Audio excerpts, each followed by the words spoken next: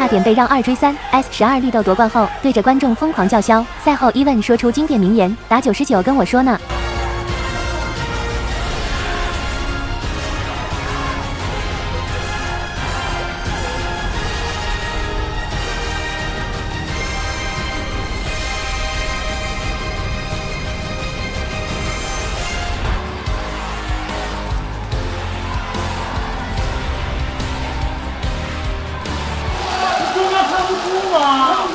我把酒家打了呀！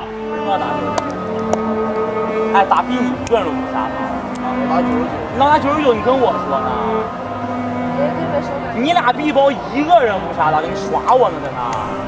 我看死囧家，我在比后排看死囧家，包点他妈怼我脸上把我杀了，你知道吗？你知道为啥吗？因为你上来就给人送了。